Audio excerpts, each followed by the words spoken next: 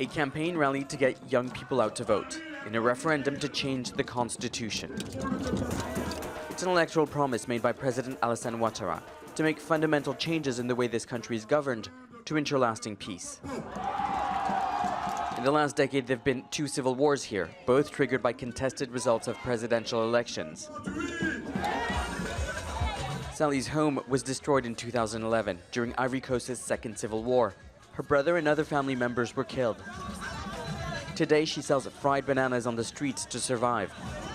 Sally's disgusted with politics and she won't be voting in this referendum. Look, what's important for me is getting food on the table for my kids and making a living. Politics is not for us. There are a raft of changes to the constitution and some are controversial, like removing the age limit of 75 on candidates running for office. President Ouattara is 74 and the change will allow him to run again. The new text also requires only one parent of a presidential candidate to be Ivorian by origin. Ouattara has been barred from contesting elections in the past because of uncertainty about his father's nationality. The opposition says there are too many changes and not enough explanations.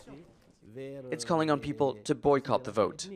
We've been ignored. Ivorians are not really informed. There's been no debate for the change of such a fundamental and sacred text. The president is giving himself more power and is imposing his will.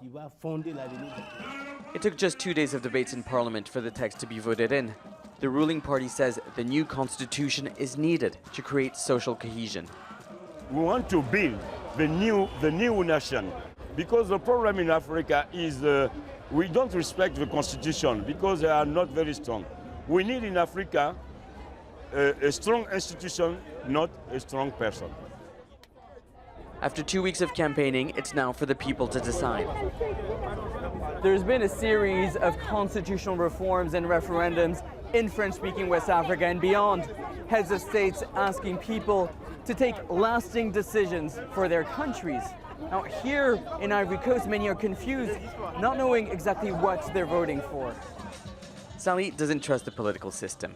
Referendum or not, those who can guarantee peace and the future of this country, she says, are not old politicians or new institutions, but the people. Nicolas, Haque, Jazeera, Youpougon, Ivory Coast.